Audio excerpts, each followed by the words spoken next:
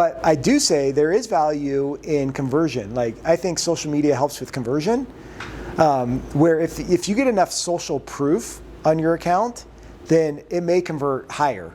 Because like, say somebody's looking for a restaurant or a bar to go to, and they're like, oh dang, they have like 60,000 followers, and then it's like, let's go here instead of there. I think there is value in that. That's intangible and hard to measure. So your customer acquisition costs, you got to take all your sales and marketing spend, everything. Your salaries, anybody who's in business development, sales, marketing, any salary, all your Facebook ads, any social spend, any print spend, everything related to sales marketing, all those costs divided by the number of new customers for the year. And that'll give you your customer acquisition cost. And the ratio you want is at least 3 to 1. With LTGP, gross profit. So you bring in $100 of gross profit, you want to at least, you don't want to spend more than $33 to acquire that customer. Gross profit is the next one. What's your gross profit as a percentage of revenue?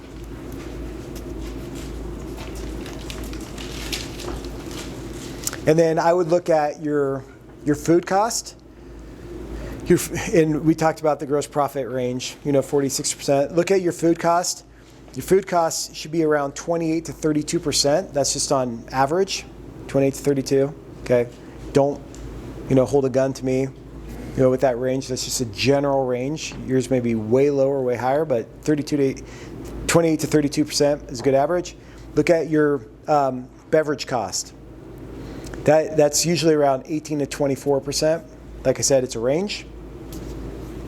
Start measuring this. And then figure out what your free cash flow is.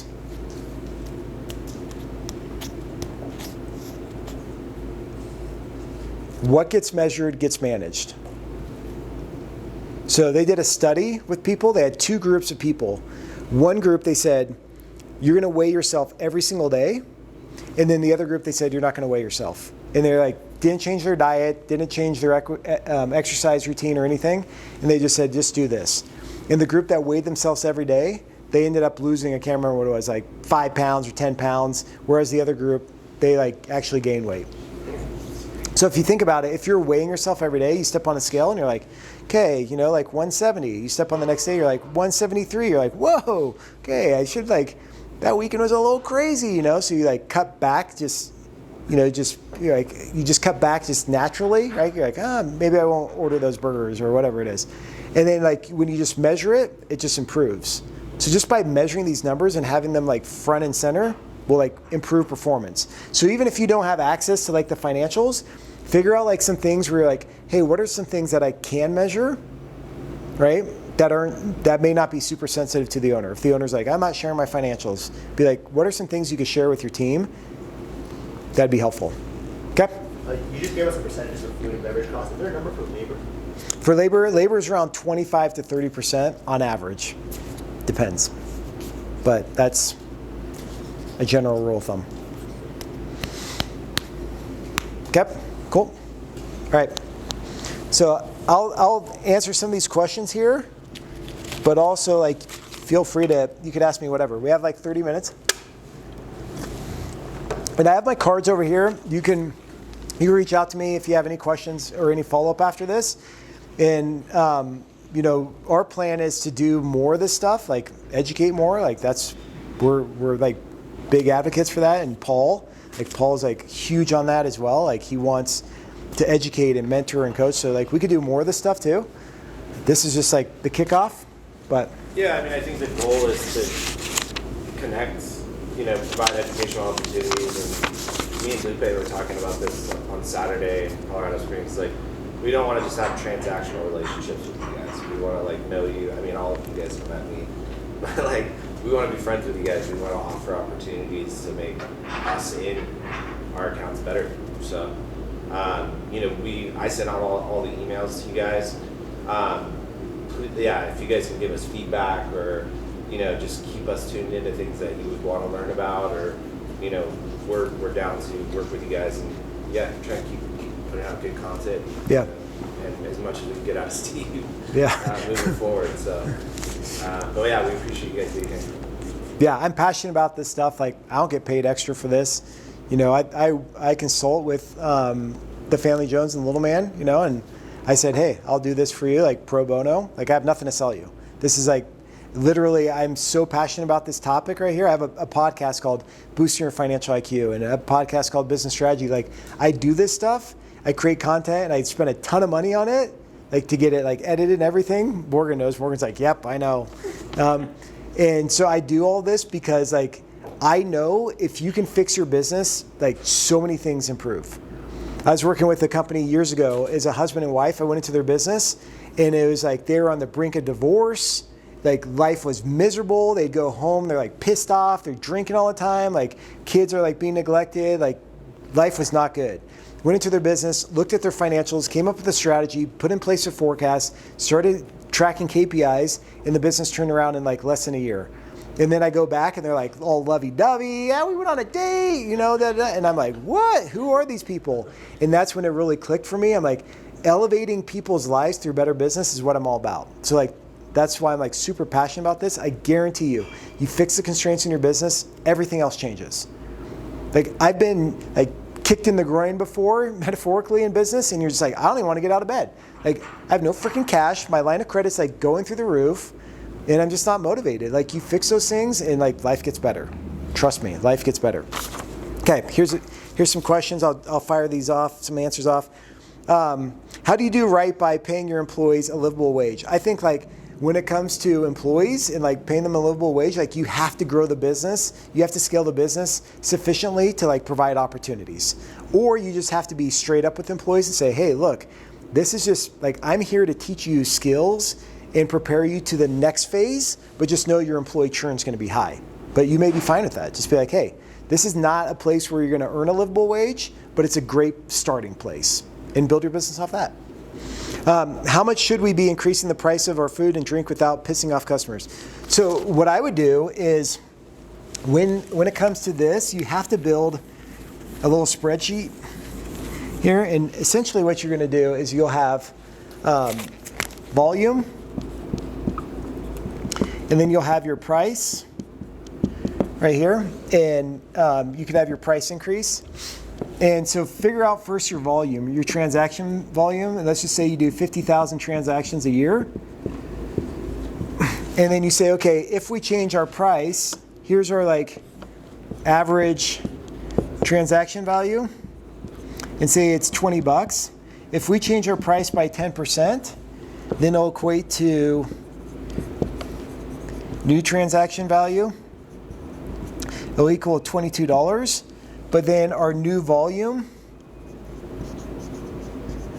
will drop by what percent, right? And you could just build this little table and you could just mess with the numbers, right? Because I do this all the time. It's like, okay, if we increase by 10%, and what if we lose, 20%, but we're also getting $2 more per transaction, how does that work?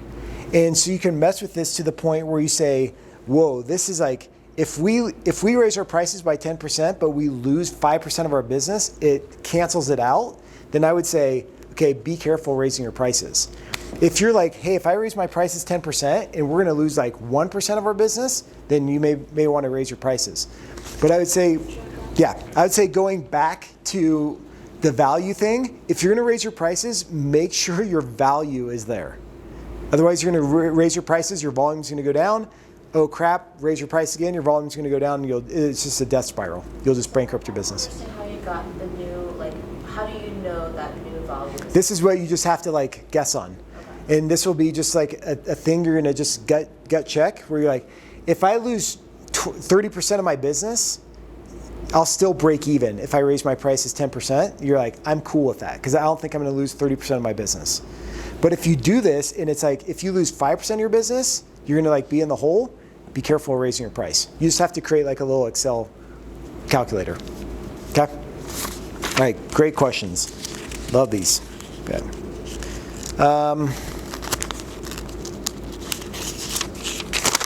All right, let's see.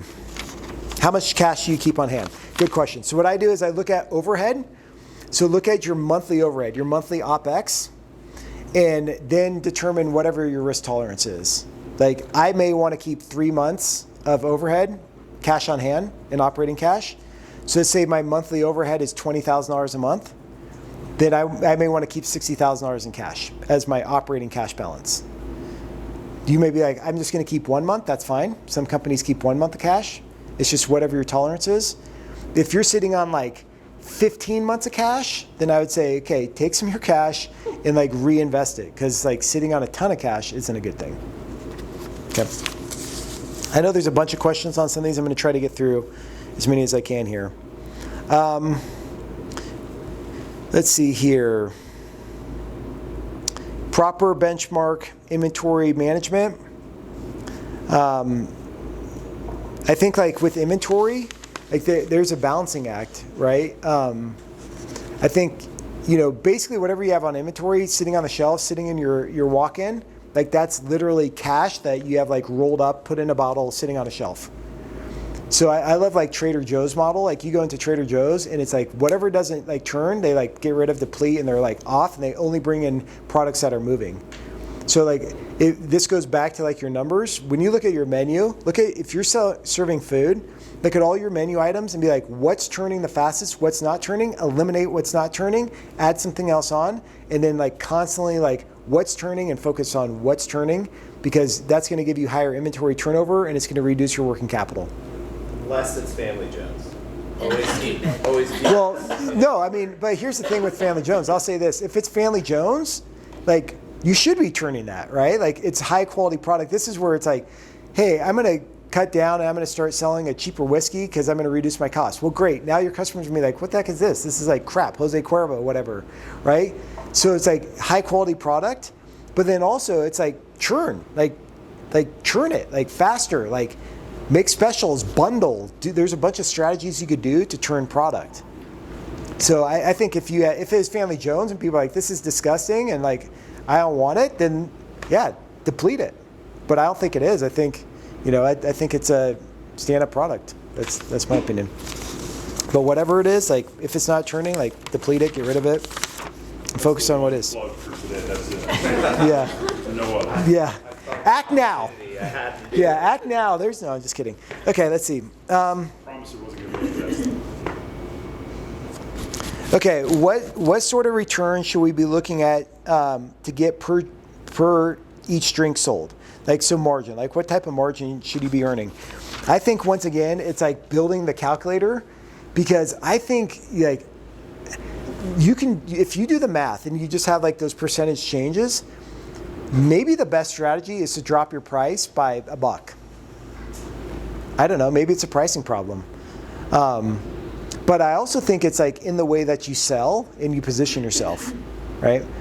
So I don't necessarily think you should like try to optimize margin, gross profit. I think you should optimize like flow, volume. Because you may have a margin of 50%, but your like throughput is like so much higher. You're making way more money than like, oh, I have an 80% margin, but I sell like 3 of these.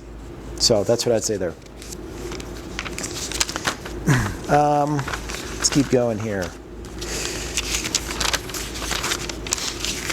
Okay.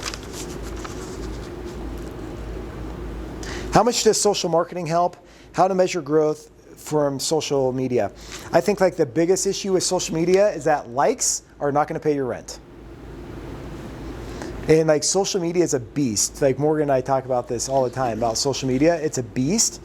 And I think you can get so into like vanity metrics where like, look at our likes, look at our impressions, but like, look at our sales. They're not going anywhere, right? How do those people even live in Denver? Yeah, exactly.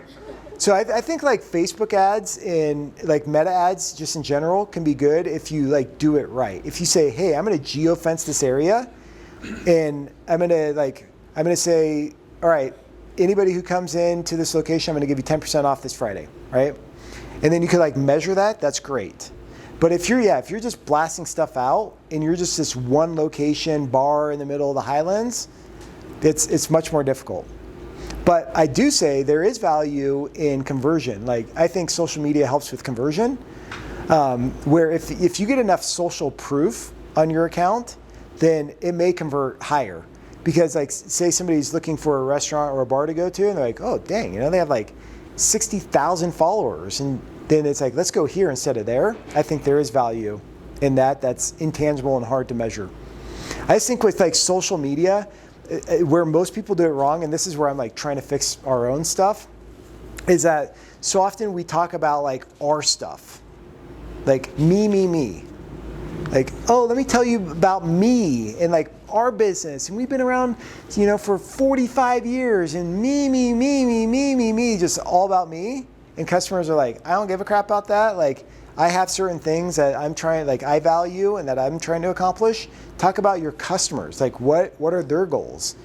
And like, get inside their head and join the conversation. That's like the biggest advice that I'd have on social media is join the conversation in their head. Because I think if you were like planning a wedding, right? And in your head, you're like obsessed. You're like, okay, I got to get the flowers. I get this. All you think about is your wedding and everything. Like you're planning everything for your wedding. And then you go talk with a friend and you're like, hey, so like, they're like, how's it going? You're like, good. So I'm just like planning for the flowers and, doing this wedding. They're like, that's great. So last week I was at the football game. It was like so funny. And you're like, what? Like, I want to talk about my wedding.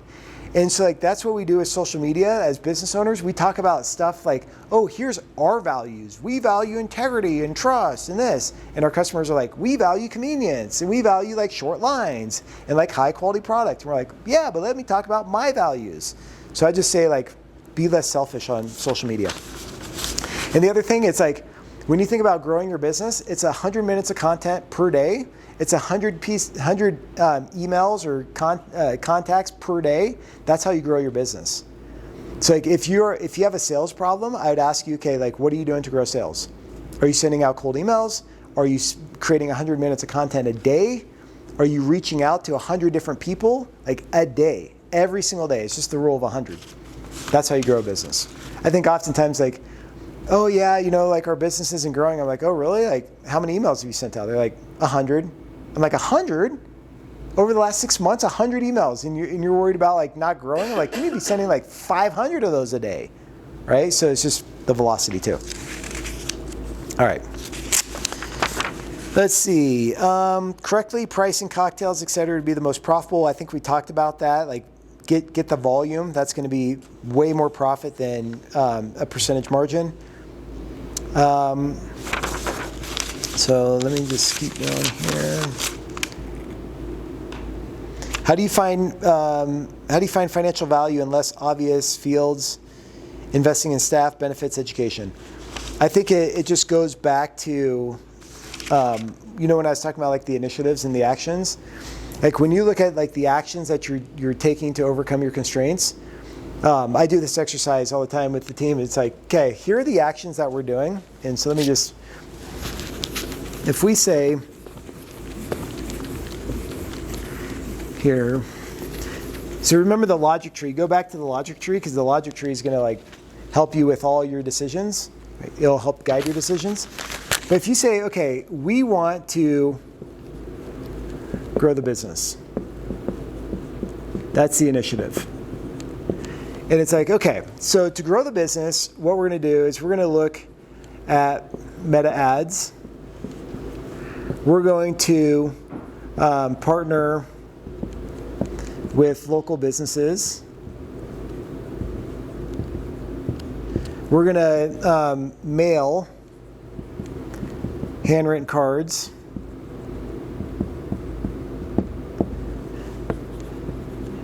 And, et cetera, et cetera. You're going down the line. We're also we're gonna do a mailing in a coupon book, right? Or something like that. Then what I would do is I'd look at each of these actions right here and I would say, okay, if we do meta ads, like what's the potential upside? And you may say, okay, if I spend $10,000, maybe I'll get like, 5 times my return. So I'll get $50,000. Okay, cool. So here's $50,000. If I partner with local businesses, okay, well maybe if I do that, maybe I'll get some catering stuff, $10,000. If I mail some handwritten cards to some very strategic people, maybe this will actually be like $100,000 because it's like very personal and go from there. And then this mailing coupon book, they said like, I'll get like 4x on my investment, so I'll get like maybe 30 grand. Just making up these numbers. Then what I'd say based on each of these actions, I would look at these and then ask yourself, what's the probability of achievement for each of these? So if you're like, the probability of achievement is probably like 90%, I'd be like, okay. Partnering with local businesses, that's really hard. We don't have the time. Like, okay, this is probably like 20%. Doing these handwritten cards, this may actually be, I don't know, we've never done it before, so maybe it's just like 30%, and then maybe this right here, this is pretty guaranteed, this is like 90%. Then you could look at all these efforts and say, where's my biggest upside? Right, and just like, what's the probability of achievement? And then you could pick, okay, this is pretty sure right here, this is pretty sure. I'm not saying these are the exact strategies, but I think you follow the point. But if you look at your to-do list, like, go look at your to-do list after today, look at all the things you have on it, and ask yourself, what's the financial upside? It's either going to make you more money or it's going to save you cost. And there's probably a lot of things on there that very little upside. Like, eliminate that stuff. So that's what I'd say, like finding value in like less obvious parts of your business. Like, hey, we should train our employees. Okay, what's the upside? Like, if we spend $10,000 bringing somebody in to teach them financial literacy or teach them how to like sell, then if we can increase our sales by 20%, dang, that's like 200 grand. Yeah, we should probably do that, right? So those types of decisions, that's how you find value in the other areas, and also through the logic tree. That's how you're going to find it. Okay, I've been talking a lot. You guys have any questions? Like, is this helpful? Very. Okay. How many months, how much in working capital? So like, I think that's just more, goes back to the cash. I always say 90 days of cash, 90 days of credit. So like having 90 days of like operating cash and 90 days of credit is always a good rule of thumb. And when I say credit, it's available credit. Like, how much available credit do you have to tap into if stuff goes south?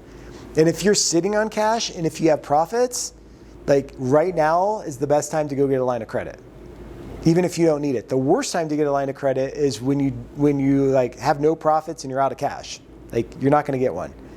So if you don't have that, I would recommend boosting your credit availability. You could go back to your credit card companies and be like, hey, just want to see if I could get a line increase. Now, obviously, like, they may pull credits, so just be aware of that.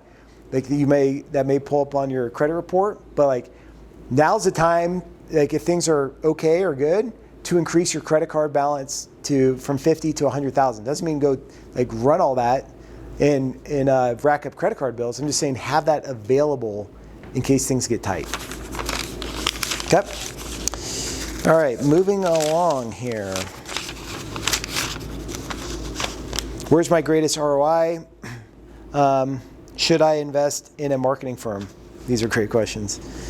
So the greatest ROI, I think, like your biggest upside, like, is going to be revenue growth. Like, you could cut a certain amount. Like, if you are egregiously running your business and you have like waste everywhere and you're throwing out food, like, okay, fix that, please fix that. But labor, you could get a little bit more efficient, but your biggest upside is going to be just in revenue, because like the more people you get to your location, the more word of mouth, and it's going to have like these adjacent synergy effects, like expansive effects. So like, get people to your store.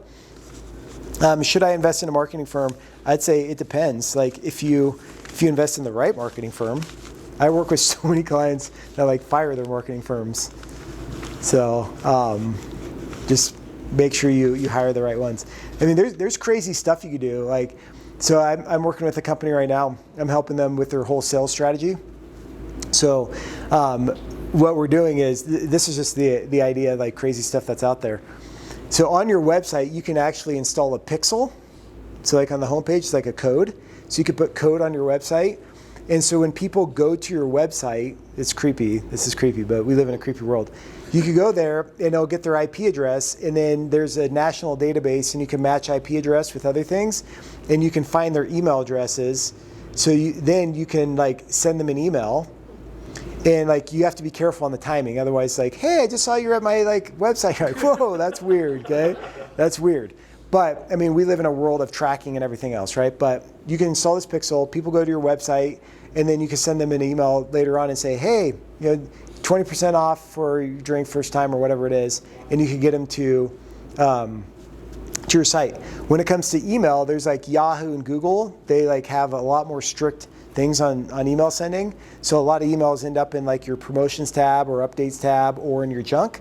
Right? So now there's ways to send out emails with like spin tax where you can send out an email and it's like, hey, George, I hope you're having a great week. And then the next email says, hi, George, I hope you're having a fine week. And it's spinning certain parts of the email so it's not so spammy and so the servers don't pick it up. And you can rotate inboxes. So you can have like, we talked about like Family Jones. You could have like a domain called Get Family Jones, use Family Jones. If you use your main domain, like you have a main domain and you have an email and you're like, oh, I have like a Squarespace email or I have like a GoDaddy email account and it's linked to my main domain and you go send 5,000 emails out to a list you bought, guess what? You'll burn your domain like that. So don't do that. So you just have to be careful, like marketing firms. That's what I mean. Because like you'll come across a marketing firm, they're like, yeah, we'll blast out 10,000 newsletters for you. And it's like, yeah, email one is going to like tag your domain as spam. And like all future newsletters are going to go to the spam folder and you just burnt your domain. So now when you send an email to your vendor or whatever, they're like, I didn't get your email. It's like, check your spam folder. Yeah, because you burned your domain. And now your main domain is burnt. And it's like a huge pain to fix. So there's like good marketing firms and there's bad marketing firms. I think if they do a good job and they understand your business and they help you to identify an ideal customer profile, great. But if you say, hey, help me with my ideal customer profile, they're like, what are you talking about? Run, okay? That's what I would say. But growing the top line is very beneficial. Just a few more and then we'll wrap up here. How can I calculate cost of my bar? Thank you so much. Hey, thanks. Grab a book if you want it on the way out. So if you want, so it's up to you. And we got a little. Go on the weekend for you too. He's like, whoa, what? I got this.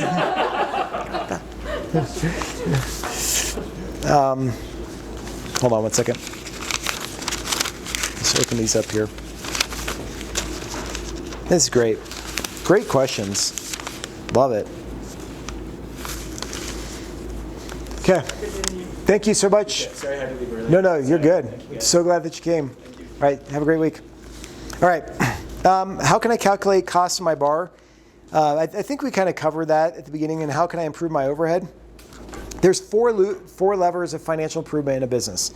Number one, pricing, change your price. Number two, improve your cost of goods sold. Number three, improve your OpEx. Number four is your volume. Those are your four drivers. Out of those drivers, you know which one's the most effective? Price. Change your price. That has the biggest impact on your bottom line. Number two is improve your cost of goods sold. And it's usually labor, because labor is 25 to 30% of your cost. Improve your labor efficiency. Number three is volume. And number four, the worst lever is your operating expenses. Not saying it's a bad lever, it's just the least effective lever. Where do most consultants go? This is where consultants drive me crazy. They go and they destroy businesses because they cut their overhead, and then they don't have the overhead necessary to grow their business, and then it's a death spiral. So I would say instead, like you can improve your overhead, sure, tighten some things up, but I would focus on your cost of goods sold, your cost efficiency, and growing your revenue. Like your price, offer, everything like that. The last thing that this isn't a question, but like when it comes to your offer, when you just think about your business, I know you're selling like food or drinks or whatever, but when it comes to your offer should be so good that somebody would have to be like an idiot to say no to what you have to offer. Like make them feel dumb saying no to your offer because your offer is so good. If you spent an entire day just getting your offer right, that'd pay huge dividends. So like, what is your offer for your business? Like really what it is. What is it? So make sure your offer is like solid. That's key. Okay, I'm always questioning if I'm costing wine, bottles, spirits differently, beers properly. Any tips on costing properly? I mean, there's some stuff, like inventory is a total pain. Like I know for a lot of companies, like if you're gonna go count like all the inventory and everything, I got this, this many slices of cheese, this much in my bottles. It's like a total nightmare. I'm not saying that that's a bad thing to do, But I just think your other metrics, like the things that we talked about, like average transaction value, could be so much more beneficial to measure than getting into like the nitty gritty of things. I'm not saying don't cost your stuff, but you could get just so into like, hey, we have to figure out how much is our cost of like beer, and we have 5 beers. We're going to try to figure out all the costs. We're going to measure, and we're going to allocate everything and try to get like this perfect costing system. I can tell you, like, you'll spend so much time going down that path versus just improving the other metrics. How often should I be reviewing financial docs? Weekly, quarterly? I'd say every month. So here's the process that I like to follow. I call it the FSR, Financial Strategy Review Meeting. So once a month, you're looking at your income statement and your balance sheet and your strategy. Those are the 3 things you should look at. When it comes to your strategy ultimately comes down to what are your initiatives. And your initiatives are trying to do what? Solve the constraint, right? So make sure you have your constraint, your strategic problem. Make sure you have your initiatives. They're solving your strategic problem, right? And then you have your financials, and your financials are just your report card. So the nice thing about like entrepreneurship and financials, this is why I love it, is because you can't like lie. How many people on social media, you have like the 20-year-old kid, they're like, oh yeah, I'm like making millions, rolling in my Lambo. It's like, no, you're not. You rented the Lambo and you live in your mom's basement. So it's like, you're not an entrepreneur. Like, and you can tell if somebody's successful in business just by like looking at their financial statements. And that's the cold hard truth that just sucks, because you're like, I am successful. And it's like, yeah, but my business is struggling. Like it's terrible. It's hard. But like, I would just say that your financial statements are the cold hard truth, and the faster you like come to grips with that, like the better. It doesn't, like, remember, separate yourself from your business. Think of yourself as an investor who has a fiduciary responsibility to protect your business. Step away from your business. Because when we're like emotionally into our business, it's like, oh no, my business is fine. Like, we don't have any like cash, but like it's fine. Like, our business is successful. Like, it will be successful. I'm just gonna keep doing exactly what I'm doing, and it's gonna like improve magically, right? But like when we step out and you're like, no way, like as an investor, I would never let my business be ran that way. Like, step out and like just have that relationship with yourself. And when you're looking at your financials and it's like, look, our revenue is like going like this. It's going down. Like, face that reality, draw a logic tree, figure out where the problem is, and then go fix that problem. So it's simple. It's just very nuanced to do. And I think like looking at the income statement and the balance sheet is really critical every single month. And then if it's not working, look at your actions and say, am I focused on the right things? And if you're not, change your actions. And then just do that over and over and over again. Like when I go in and work with a company, I'll put in place a forecast, KPIs, like the financials. And to get into like the groove, it takes a long time, Matt? It takes like months and months to just get into the groove, and you still figure it out. And you're like, okay, next meeting, we should do this. And you just like constantly like iterate, but that's the system. Every month. Okay, I think that's plenty. That's plenty of talking. Okay, next time you guys talk, okay? No, how was that though? It's great. What are you walking away with? Let's just do a quick round robin. Is there one thing where you're like, this is the one thing I really liked from the presentation, this is what I'm walking away with? We'll start with you, Lupe. Like, I mean, for me, personally, it's not my business, but I like to have that mindset as if it is. So it's, like you said, the last thing, stepping out of it. Because even then, as a manager, I have to step out and see where are we wrong, or like stepping into that mindset of a customer, like what do I value as a customer? Like when I go out to eat, I'm huge on the customer service. If the food is great, but the customer service isn't there, more than likely I'm not coming back. Exactly. You know, so Yep. just that mindset. Love that. Okay. Like the information about how the income statement, balance sheet, cash flow all flow to each other, how that looks, like as a snapshot. Awesome. Okay, that's great. I would say we've been working. My husband and I have been working on our business instead of in our business, and this kind of reinforces that we need to spend time on these things in order to make our business grow and not just get caught up in the everyday, just making it, just doing the everyday things. Yeah. So just focusing more on growing our business with these tools. I love that. Okay. Just a different focus in terms of focusing on number of transactions. I mean, I know some of the stuff generically, but placing it, and then we were talking separately, just making sure that my management team knows what those metrics are and what we're measuring, because you can't hold them accountable for what they don't know. Yeah, love that. It'll make a huge difference, guarantee you. Okay, Courtney? I mean everything, to be honest with you. Like, I really can't pinpoint one specific thing because all of it was extremely informative. If I were to focus in on one thing, I think just the word constraints in itself helps me, even on a personal level as an owner. And how I have been doing things, I'm my own constraint in a way, as far as like talking about working in the business or not, finding my place to where I'm putting my energy in the right place to actually figure out where the issues are. Stuff like that. Everything you said. I'm actually very excited about this class. Awesome. Moving forward. So. Thank you. Thanks for that feedback.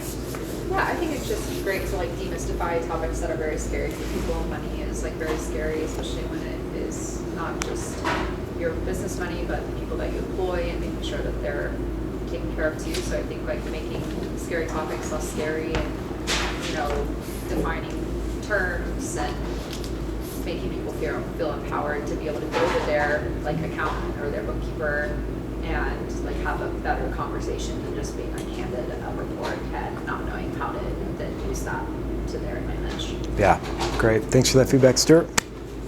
Yeah, I mean, that's a good point. Like, none of the bookkeeping or accounting people that I've worked with have like, we all come from hospitality, and so we're like service oriented, and like none of them are. Mm-hmm. So it's like you always feel like you're bothering them by like asking a question or something when you're paying them to like provide you with this service. So yeah. Being able to feel like you're like more intelligently asking them for things that are helpful, I think is nice, because it can be really intimidating dealing with like your accounting team a lot of times. And I think just getting some different perspectives on like numbers that I'm used to looking at all the time. Like, I get a weekly P&L and I look at things pretty regularly, but rather than focusing so specifically on like labor costs, poor costs, things like this, like throughput is like a new way of looking at those things. Yeah. And how they relate. So kind of finding a different way to view numbers that I'm used to looking at a lot is really helpful, just got a fresh perspective, I guess. Awesome. I think for me, just becoming more involved, looking at the income statement, balance sheets, statement cash flow. Those are things that I'm completely removed from, and as an owner, I should be better. And I'm always trying to push myself to be a better owner. And I think by like paying attention to more of those things, it can kind of that'll impact the way I handle my daily ops. That's great. I love that. Yeah, I think just kind of echoing what everybody said already. Everyone's always very important, but also for me, kind of like stepping back, like you mentioned, like viewing the business as an investor, and it's like, is this something that I would want to invest in? And also just like having a deeper understanding of my numbers and actually like what numbers are important to look at has been helpful, because I feel like I'm the typical owner where I look at my P&Ls all the time, but I'm looking at the labor costs, like the food costs, like we did X dollars in net sales this month, and our net profit is this, is great, I have money in the bank.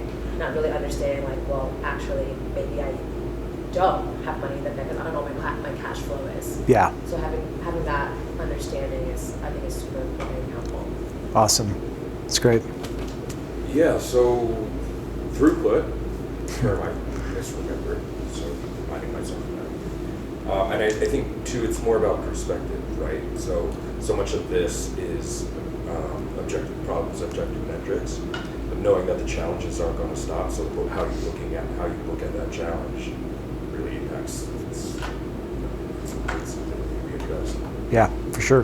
Thank you for that, Kristen. Thanks. I think it's just a great new perspective. I've sat in like lots of meetings and talked to lots of different business owners about, gone through P&Ls and done it, but I've never heard anybody say like, look at your constraints. And it was just a very different perspective than any meeting that I've had, for sure. So Awesome. very great. Thank you. Yeah. Derek, you want to add anything? Or? Oh, I already knew all this stuff. Yeah, Derek's like Derek was going to teach it. Yeah. No, I think, again, I brought it up earlier, it's just like flipping the switch a little bit about like how we talk to each other.